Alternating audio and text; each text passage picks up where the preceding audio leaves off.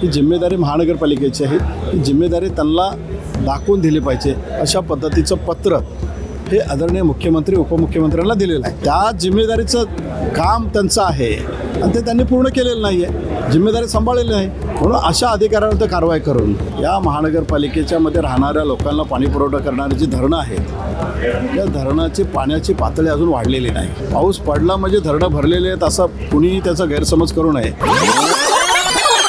ही महानगरपालिकेची जिम्मेदारी आहे. अशा पद्धतीने महानगरपालिका लापरवाही करत असेल तर महाराष्ट्र शासनाच्या माध्यमातून महाराष्ट्रातील नगरपालिका असेल, महानगरपालिका असेल, या संबंधित अधिकाऱ्यांवरती कठोर कारवाई करायला पाहिजे. आणि म्हणून अशा पद्धतीचं पत्र मी मुख्यमंत्री आणि उपमुख्यमंत्र्यांना दिलेलं आहे. आणि त्या माध्यमातून महाराष्ट्रातील नगरपालिका, महानगरपालिका जे लोकांच्या हिताचे प्रश्न आहेत, लोकांच्या संरक्षणाचे प्रश्न आहेत, लोकांच्या भावना आहेत, याचा आदर केला पाहिजे, संरक्षण केलं पाहिजे. ही जिम्मेदारी महानगरपालिकेची आहे. ही जिम्मेदारी त्यांना दाखवून दिली पाहिजे अशा पद्धतीचं पत्र हे आदरणीय मुख्यमंत्री उपमुख्यमंत्र्यांना दिलेलं आहे. त्या आयुक्त आहेत. संपूर्ण मुंबई महानगरपालिका त्यांच्या अखत्यारीमध्ये काम करत असतात. आणि म्हणून एका व्यक्तीवरती आपण जिम्मेदारी ठेवून चालणार नाहीत. ज्या साकीनाक्यामध्ये किंवा चेंबूरमध्ये हे जो प्रसंग झालेला आहे त्या विभागातले जिम्मेदार अधिकारी आहेत ना, फक्त आयुक्तच पाहणार आहे थोडी, त्या अधिकाऱ्यांची जिम्मेदारी आहे ना. त्या जिम्मेदारीसाठीच अधिकाऱ्यांना नेमणूक केलेली आहे.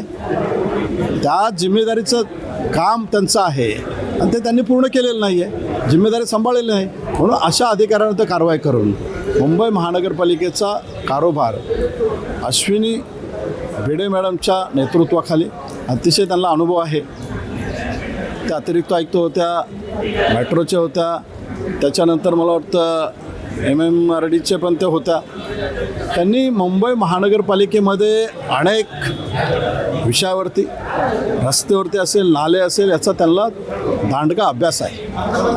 आणि मला चांगला विश्वास आहे की यांच्या नेतृत्वाखाली मुंबई महानगरपालिकेमध्ये अधिकाऱ्यांना शिस्त लागेल आणि चांगलं काम होईल अशी माझी अपेक्षा आहे. तुम्हाला पाऊस जरी रस्त्यावरती दिसत असेल तरी ज्या ठिकाणी पाणी पुरवठा करणारा आहे, नवी मुंबई असेल, मुंबई असेल, ठाणा असेल, या महानगरपालिकेच्या मध्ये राहणाऱ्या लोकांना पाणी पुरवठा करणारी जी धरणं आहेत, या धरणाची पाण्याची पातळी अजून वाढलेली नाही. जेवढ्या प्रमाणामध्ये धरणं भरायला पाहिजे तेवढे भरलेले नाही आहेत. त्यामुळं पाऊस दिसतोय म्हणजे लगेच पाणी कपात झाली पाहिजे. पाऊस पडला म्हणजे धरणं भरलेले आहेत असं कुणीही त्याचा गैरसमज करू नये. अजून धरणं भरलेले नाहीत, धरणाच्या पाण्याची पातळी वाढलेली नाही आहे.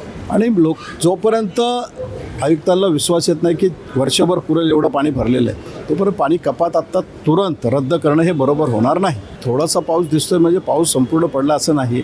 काही भागात अजून पाऊस नाही आहे, काही तालुक्यामध्ये पाऊस नाही आहे. अजून शेतकरी दुबार पेरणीचं संकट येतं आहे का या चिंतेमध्ये आहेत.